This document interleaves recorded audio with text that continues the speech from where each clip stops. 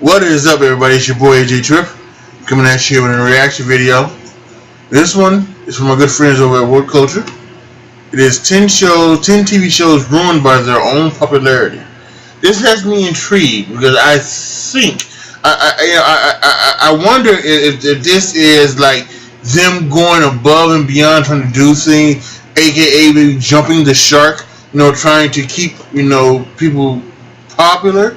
Or is this something where the fans loved it so much that they did something stupid or something? I don't know. Let's find out together. What is this? I'm so intrigued by this thing. In the age of streaming services like Netflix releasing all episodes of a new series in one go, the concept of releasing one episode of a series a week is becoming practically archaic. One benefit of streaming is not having to adhere to air times, but another is the almost limitless creative freedom they hold over shows being stuck behind their own networks. Even with this potential freedom, no show can live in its own bubble. With armchair critics making their feelings known in online circles, TV writers and producers can sometimes buckle under fan pressure. Although this emanates from love for the product, extreme popularity can destroy a series. Maybe its life was stretched too thin from fan demand, or after incredible successes, there was nowhere to go but down. Since we're talking about TV series as a whole, minor spoilers are ahead. I'm Rich from WhatCulture.com, and these are 10 TV shows ruined by their own popularity.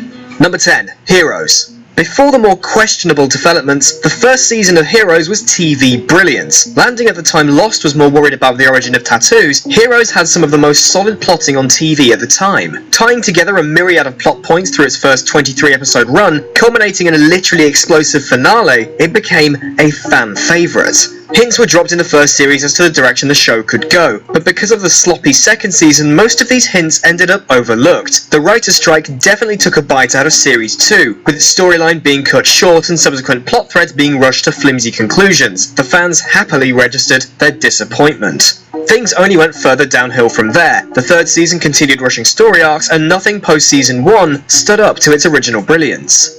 Number 9. True Detective. True Detective had the potential to be one of the best crime TV shows of all time. The spectacular first season, starring Matthew McConaughey and Woody Harrelson, and spanning across 3 time periods, was met with universal acclaim. With a single director in the chair for the whole series, it was totally enthralling, except for the predictable ending, which is, surprise surprise, they catch the killer. Done. With such a spectacular build, the fact that True Detective's finale simply followed convention meant that many were quick to decree it a letdown, which is understandable since the internet was ablaze with theories about Marty's family being involved in all the murders and all sorts. With an all-new cast, the second series wasn't met with the same acclaim, and a third series is on the way too, but don't expect it to blow people away.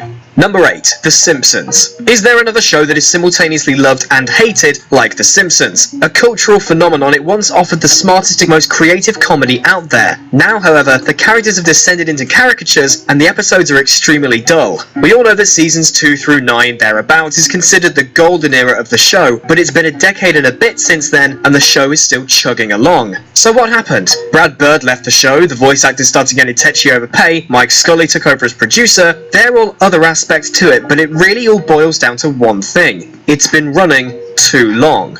Not even the best writers could come up with something novel and witty over all this time. The newest episodes especially have been trying to use nostalgia plays to keep things interesting, throwing blunt references to Stark Raving Dad and Flaming Moe's into the same episodes. It's common knowledge by now, but The Simpsons is but a shadow of its former self.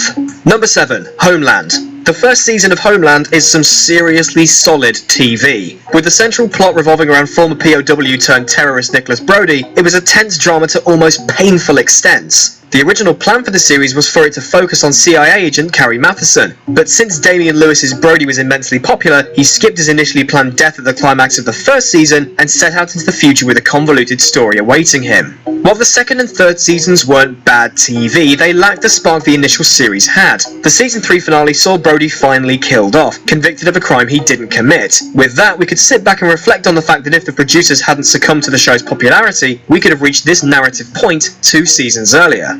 Number 6. The Big Bang Theory. Don't even get me started on The Big Bang Theory, a by-the-numbers and incessantly unfunny sitcom. Its origins were rooted in something rather different to what it is now. Originally spending more time focusing on the geek protagonists, the jokes had more of a sci-fi culture rhythm. As the show grew, the focus changed as you'd expect, but we spent less time laughing with the characters and more time laughing at them. It wasn't exactly a groundbreaking comedy, but the interactions between Leonard, Howard, Raj, Sheldon and Penny were quite likeable. As time went on and new characters were introduced, the show became but a caricature of its former self, caricature being the operative word when describing Jim Parsons' current Sheldon. With iffy one-liners, scientific gobbledygook apparently being 80% of the jokes, and to complement that a horrendously overused laugh track, The Big Bang Theory became a show less for geeks and more just about geeks. Number 5. Doctor Who. When Doctor Who made its triumphant return in 2005, no one could have predicted where it would end up today. A family show at heart, Who does have a much wider appeal and an enormous fanbase to boot. With Russell T Davies kicking things off with Christopher Eccleston, The Best Doctor, Fight Me, and continuing with David Tennant, hopes were high when Stephen Moffat took the reins in 2010. With the audience scoop drastically widened thanks to the huge boom of popularity in the States, Moff had a large audience to feed. Huge story arcs bloat the relatively short 12-episode seasons, and huge build-ups to unsatisfying payoffs plagued the majority of seasons 5 to 10. Many people hold Doctor Who as a show to rival the likes of Game of Thrones, when in reality they're definitely not in the same league. Apparently the impending reign of Chris Chibnall with Jodie Whittaker spells a revamp to the series, so let's see if they can relight that once roaring fire. Number 4. Twin Peaks. The original series wrapped 22 years ago, and the very suggestion of a return to the Washington town got everyone very excited. Running for 2 seasons before being cancelled due to low ratings, the popularity still grew, further cementing the idea that Twin Peaks was simply ahead of its time. Originally motivated by the murder of Laura Palmer, the show became something much bigger, delving into the evils below a small town, both real and supernatural. Creator David Lynch hadn't been too fussed with the identity of the murderer, using the murder instead as a springboard into a deeper story. Audiences were more keen to see the mystery solved though, so early in the 2nd season the murderer was revealed, and consequently, many viewers jumped ship there and then. Number 3. Dallas. What is the most enduring part of Dallas's legacy? Is it the Who Shot JR storyline, which had the cliffhanger spread across 2 seasons, something wonderfully homaged in Who Shot Mr. Burns? Or the finale, which sees the Devil do a reverse It's a Wonderful Life and trick JR into allegedly killing himself? Nope, the Dallas moment going down in the history books is when it completely wrote itself out of existence in the 9th season. Bobby Ewing had been run over in the finale of the 8th season, but as the ratings plummeted due to his departure, Patrick Duffy's character reappears in the 9th season finale, and the entire season he was absent was revealed to be a dream. Even though Dallas is a relatively disposable show, thanks to the likes of Who Shot JR, it was one of the most popular soap operas during the 80s. However, post Who Shot JR, the show's ratings slipped, and it never recovered.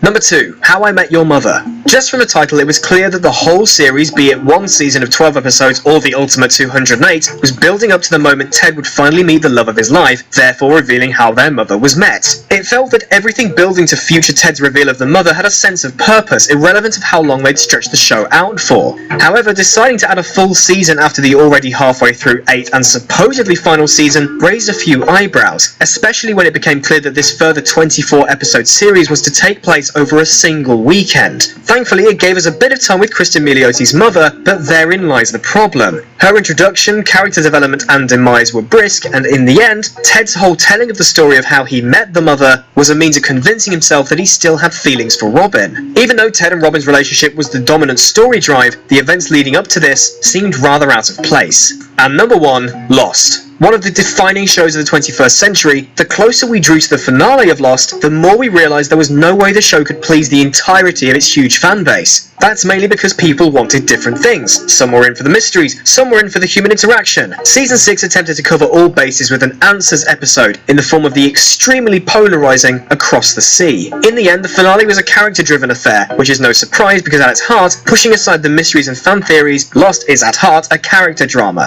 However, once all the possible character interactions were bled dry by the end of season 2, the mystery and sci-fi elements took centre stage. The head writers of the show didn't help matters when they extended the show's life to amp up the mystery, and were deliberately vague when talking about the show to imply there's more going on than we first thought. But even if they'd stood up and said the mysteries aren't the central point, people would have just read that as a big old lie.